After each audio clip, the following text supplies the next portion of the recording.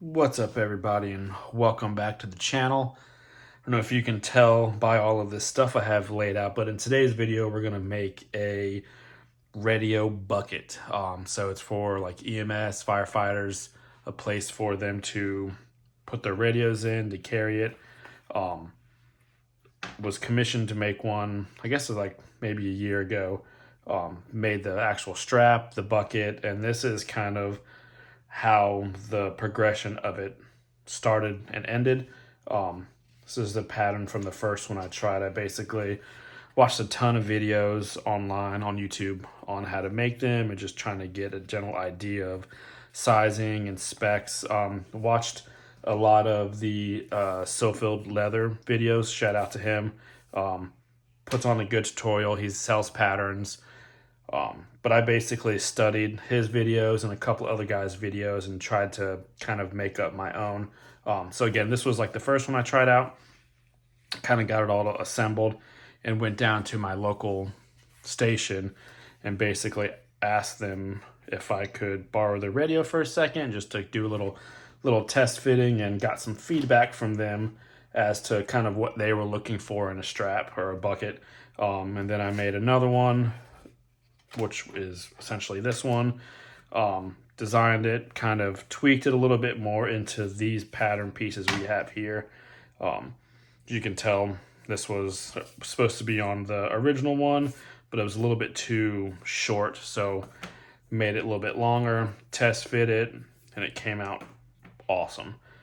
As far as material we have here, I'm using some Wicket and Craig. I think this is the traditional.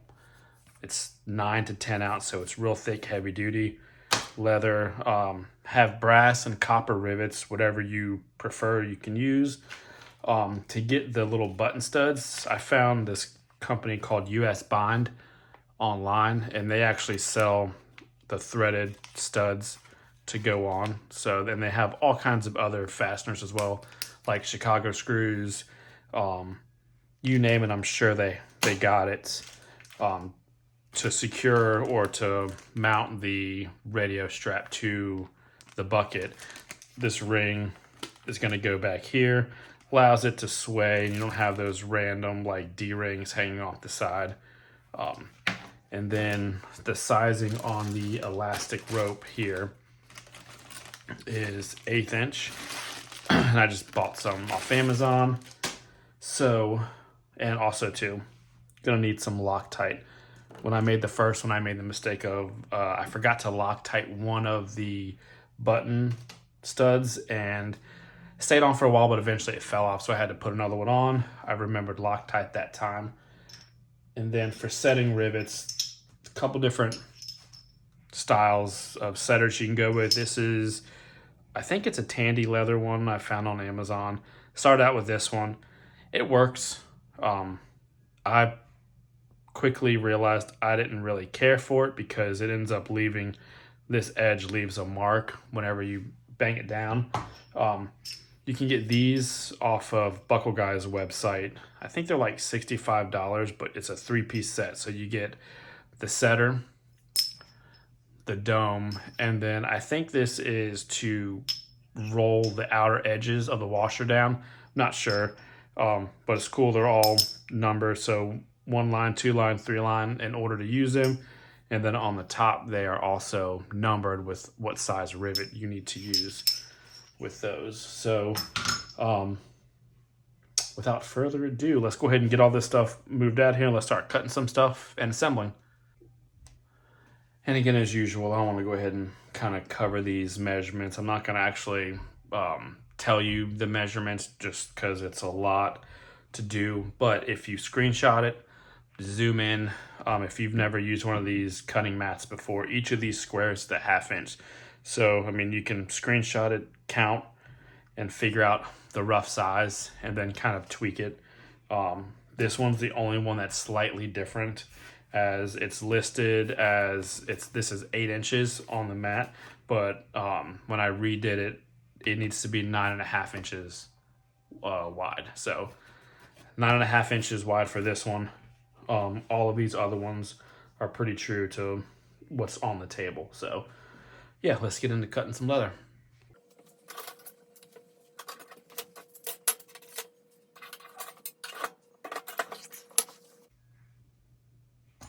And as usual, if you're using one of these knives, every project, make sure you snap your blade so you're using a fresh blade to cut with. And this is pretty much already the size. And I didn't buy a full sheet of this leather. You can actually buy it in panels. So I tried to guess how much of it I was going to need and only bought the amount I was going to need for this project. Not this project, but the other one I made. So, because I didn't feel like dropping $200 and something on a full hide, even though eventually I probably could have used it. So, I'll stop rambling.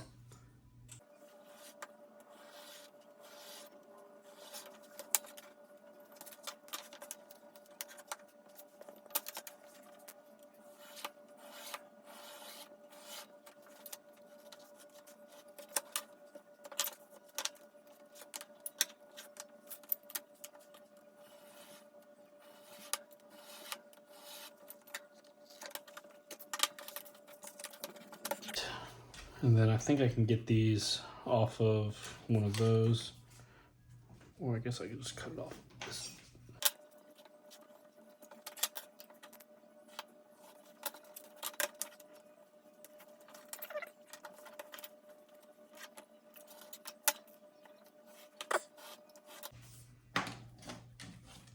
Cool, and that's all our pieces cut out. So we know this one needs to be 9 inches. I'm gonna do my best to try to keep my head out of here.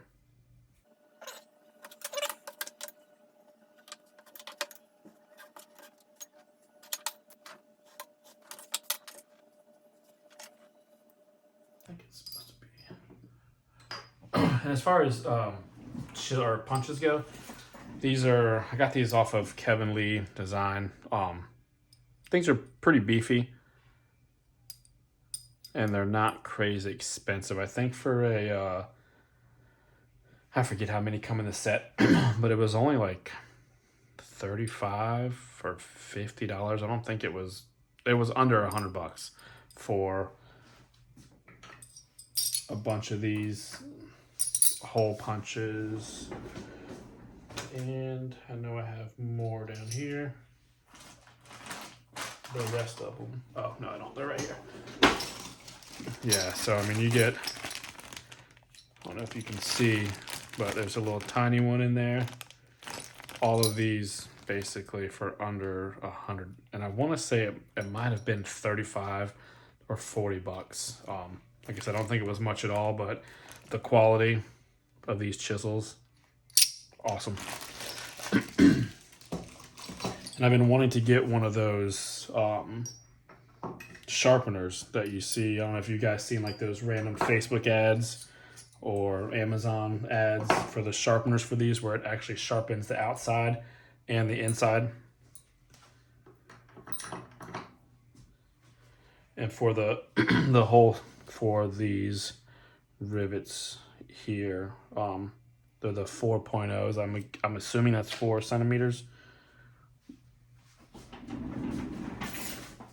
But so, find the center of this real quick.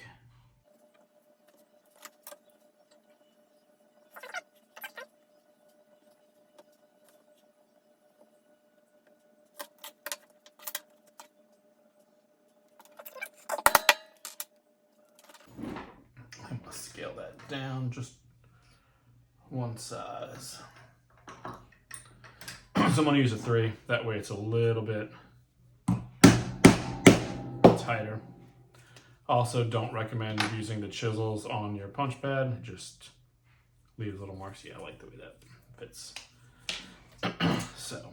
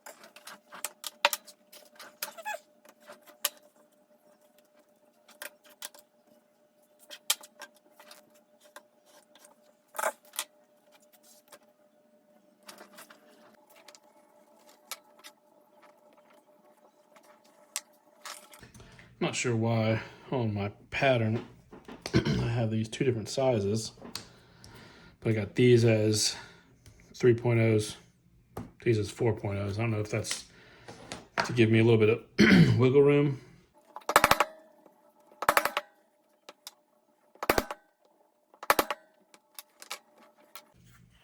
And then I will wait to punch these ones until I get these two pieces glued together. So that way I know for a fact that they're all gonna line up. So, as you can see, I got holes on this one down here, but on this side I just have those there. So.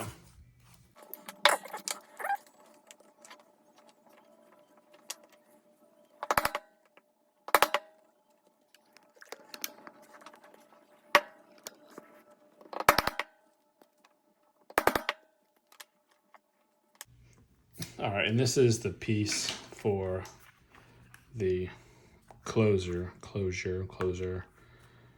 So basically it's bigger on top so you can pop it on, and then this right here basically locks it in so it doesn't pop out as easy, because once you have these elastic bands in there and it's putting tension on it, it'll hold it in. This is also a really flimsy piece of leather. So how I do this is just get all this stuff here, try to keep it in frame and keep my big head out of the way so you guys can see. Basically I just do that, right?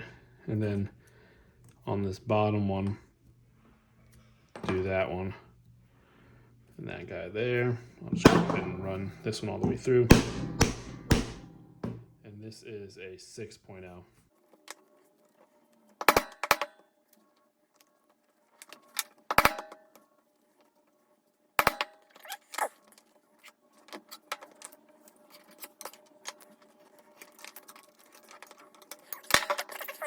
And then with this, basically just score, just a line straight down.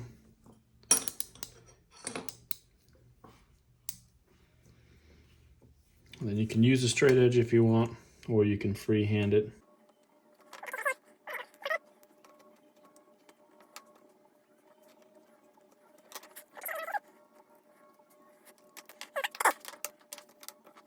So I guess up next we can go ahead and rough up the backside where we're going to glue all this stuff together.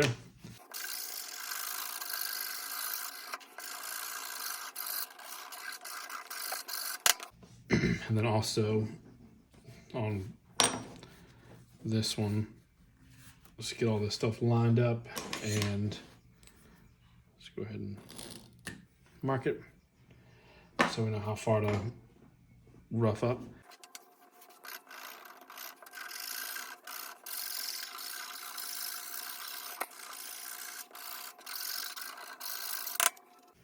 This is just a Craft Tool Pro rougher. Gets the job done. All right, and for doing this, because it will be put into service, I'm gonna use bars just so I know it's got some good contact, and I don't have to worry about it ever coming apart, hopefully. So I'm just gonna take some paper and stick on here. If you guys have never used this stuff, make sure you do it in a well-ventilated area. It's a little spicy.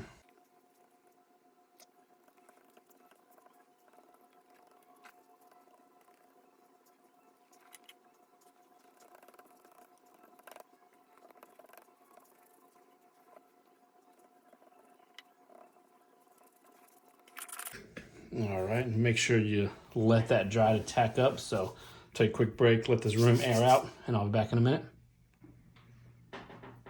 All right, that's pretty good. So now let's stick them together.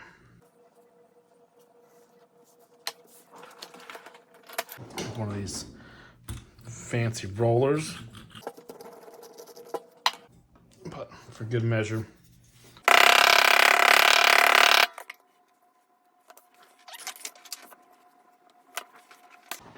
Now we can punch these holes.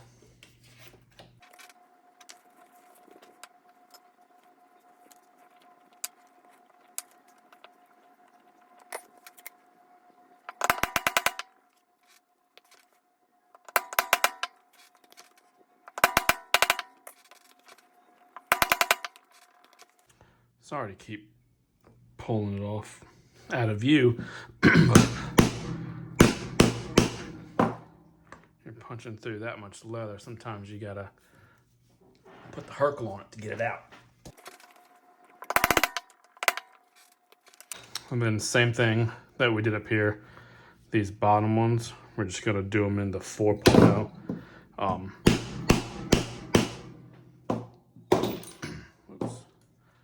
That way, it gives us a little bit of wiggle room for play if it's not perfect.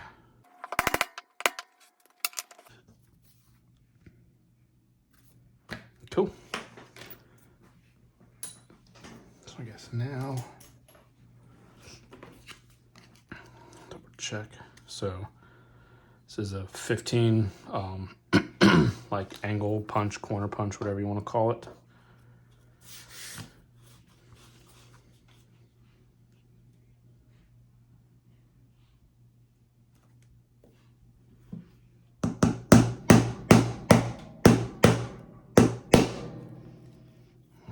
Clip them corners. And like I've said in a bunch of my other videos, when you do these, if you, instead of going straight down, if you just kind of kick it out, that way it drives it this way, it'll actually keep your corners somewhat straight. I don't know if you guys can see.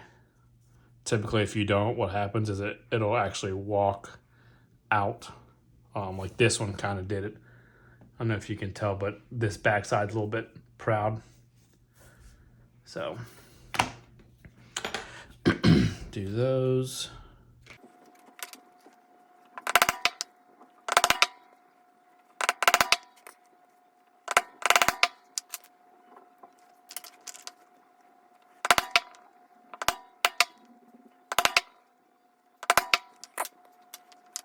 All right, cool. I think that's all the corners we got to punch and round. So let's move on to the next. All right, so I went ahead and stamped the back of this and got this little Made in Virginia stamp I threw on there real quick. So now we're gonna bust out some sandpaper and sand all these edges and then dye them.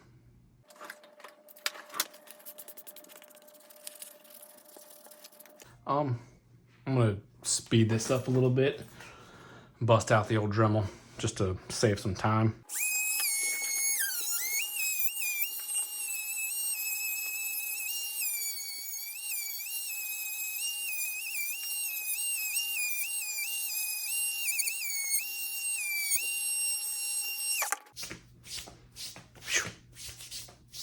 It's dusty.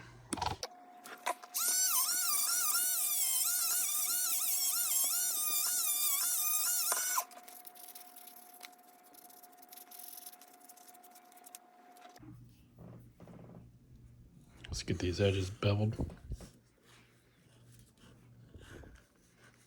Can I get it in one piece?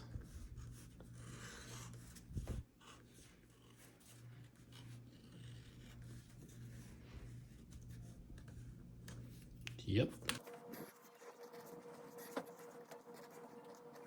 This is the number 2 Palo Santo edge beveler.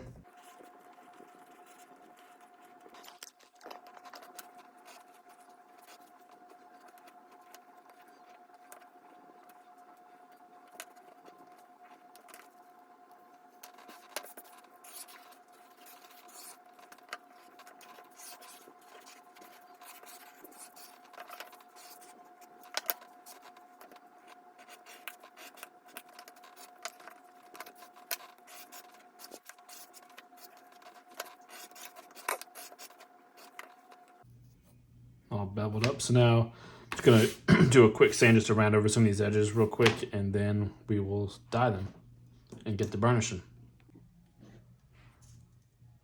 All right, so I went ahead and sanded a lot of these edges up and tried to clean them up real good.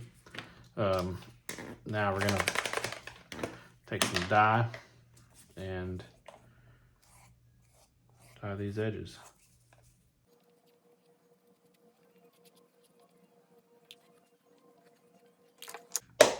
And again, to speed this process up, I'm gonna use my Dremel. Oops, don't do that. And bought some of these little Dremel things off of Amazon. I use this one.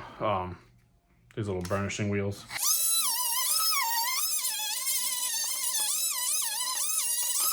So I'm gonna try the other wheel. I think it actually had one that fit in there better. Yeah, this one does.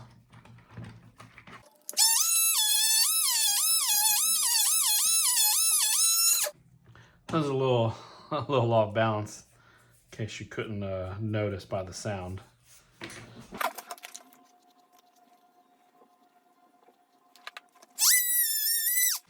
A lot of times, what I do with this is also I'll just see if I can move it.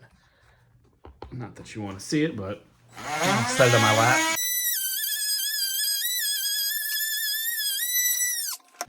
Makes it a little bit easier.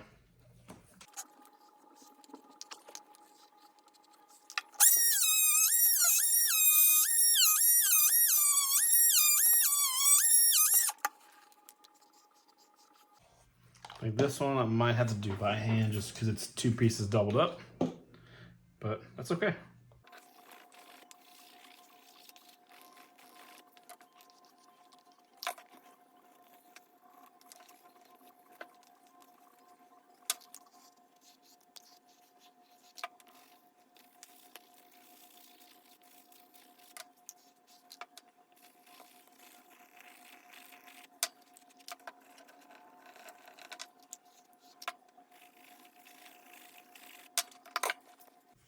I'm gonna hit them again with a little higher grit sandpaper, and then maybe put some token on them. Be right back. Alright, I already started burnishing some of these, but I don't know if you guys wanted to watch that. If that's something you guys like watching, like all the way start to finish, like nothing skipped, let me know. Otherwise, I can start trying to skip through some of this kind of stuff that you guys already know how to do.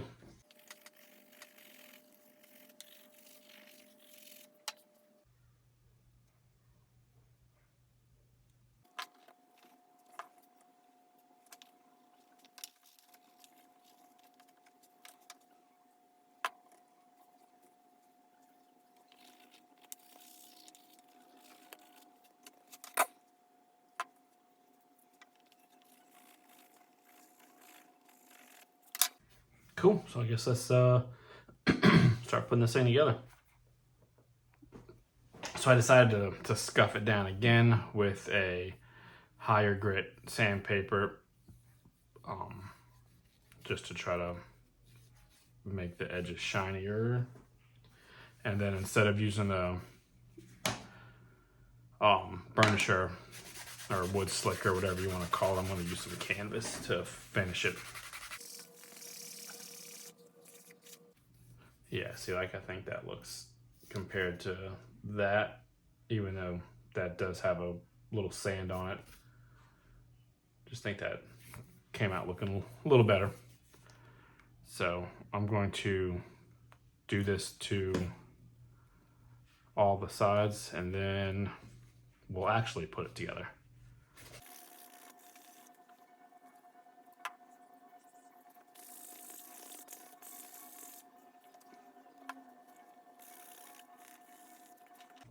Cool. I'm gonna finish all these up off camera, and then we'll be right back. All right, so let's get this thing put together. Got my anvil here for setting rivets. It's just a cheap Harbor Freight one. I actually added little leather things on the bottom just to keep it from scratching stuff up. So we got our 1/8 inch bungee cord stuff, and this is about 2 feet, so 24 inches. I usually will feed it in, right? And then go ahead and run it into here to get that going. And then I'm gonna run copper rivets just for the sake of you guys not having to watch me struggle setting some brass rivets. Last time I did them on the one that I built, for some reason, I don't know if it was just me or what, but it seemed like they did not want to set. So I ended up having to cut, I'd say probably close to 8 rivets apart just because they bent and wouldn't seat. So I'm having issues with getting that through. So what I'll do is just basically run this through the backside just to open those holes up a little bit. And then from there, they slide right on through.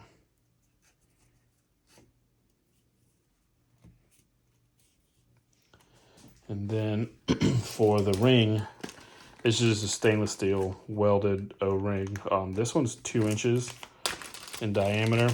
Again, got them from Buckle Guy. There's the number if you want to order some to try out to see what size you think would work better for your application.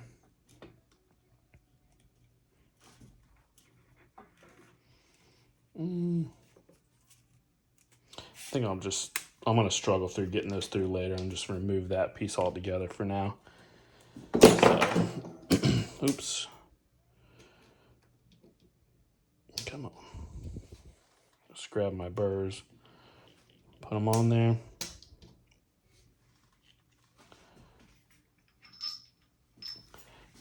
Let's see if I can't reposition. So, got the burr on there. These are the Buckle Guy setters. Again, I really like them compared to this style, because this style, basically, once you get it drove down on there, these edges will leave marks depending on how far you drive them in. Whereas this, you don't really have that issue. So, just take my nylon tool here, pull you guys up a little bit. So that's down. And then grab these boogers.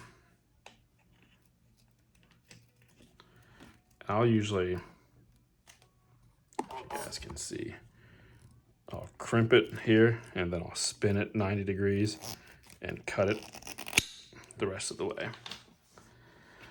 And then from there, you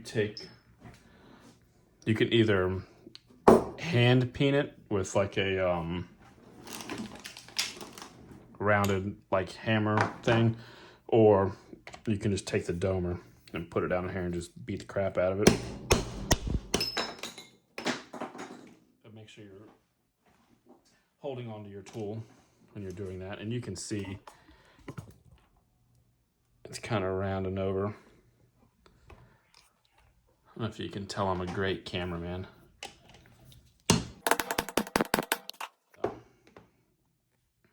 So you can see it's rounded over pretty good. And I'm just going to pull this up and get my other burr and set on there.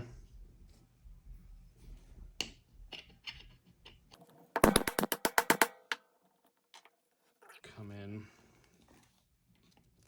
and kind of start my cut, and then I'll spin it 90 and finish it. Then grab the domer and go to town, this time holding the tool. You can see that time I cut it a little bit lower so it rounded over a little better. So that is that side of it. And then from here, we need to do this. So grab our little studs and go ahead and get that going in there. A little tighter than I thought it was going to be. But again, you can just use, trying to keep it in frame.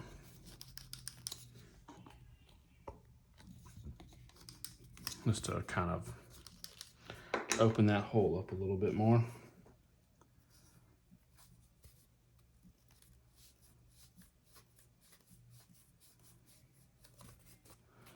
Right, and then again, when you're using these little studs or anything threaded for that matter,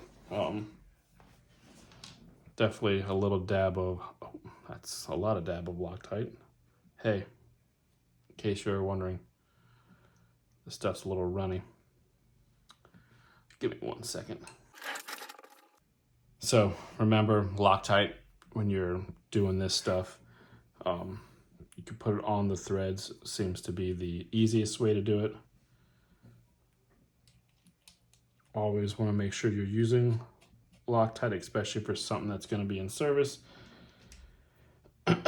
Just because you don't want to take the chance of it coming undone, or you want to make sure it stays on there and holds really good. So get that screwed in there. And if you're OCD, you can make sure your slots are pointed straight up and down. And then if you got any Loctite that kind of squirts out, just wipe it up, rag, t-shirt, whatever you have on hand. In my case, it's a t-shirt. So that's on there. Now we can take our other copper rivets and get them started. I don't know why I'm struggling to stay in frame today.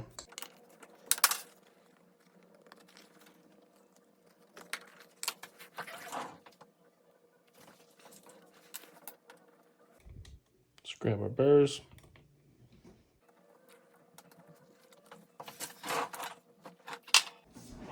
Setter.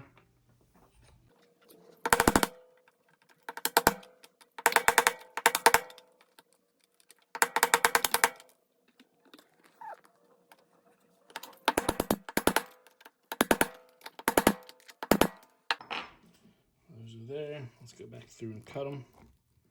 So again, cut there, cut there.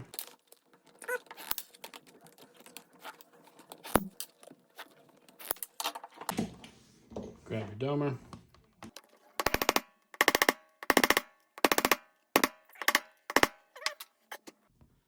And then the final part,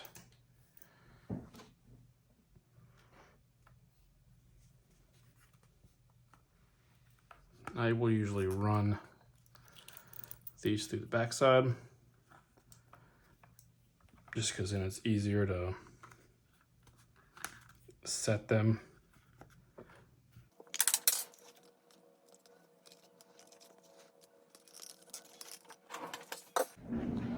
And that's where having this little ear on here pays off, because then you can kind of wedge this in there.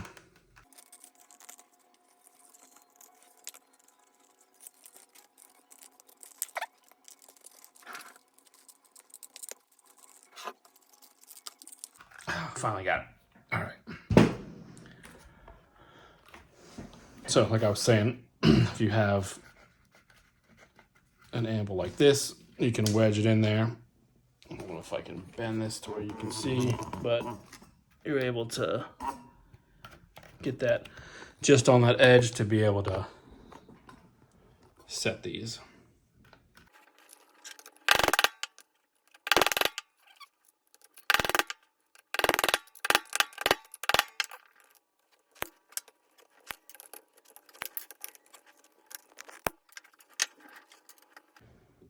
If you guys want some beer candles, Instagram RVA beer candles.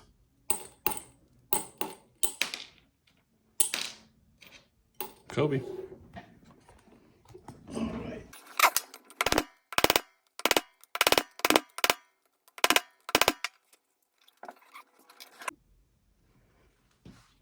All right, now we can go back through and this. And hopefully won't have too big of a problem feeding through there.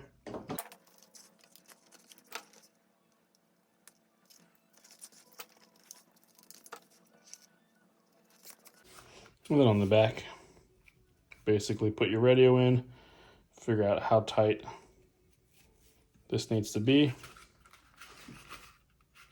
That's it.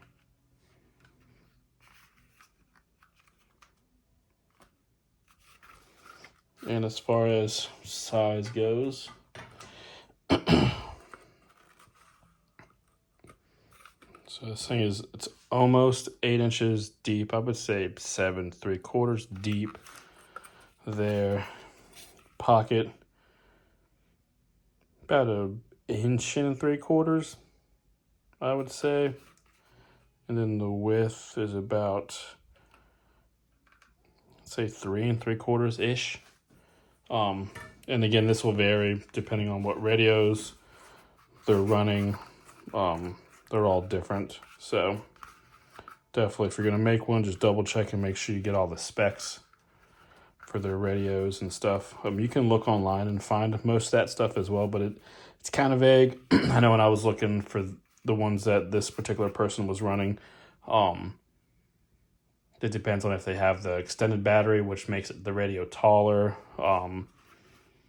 The different radios, I guess the panels on them are somewhere on top, somewhere on the front. So definitely do some homework and figure it out. And then you can do like I did and just build like a couple of templates, go up and test fit them, and then kind of make adjustments accordingly.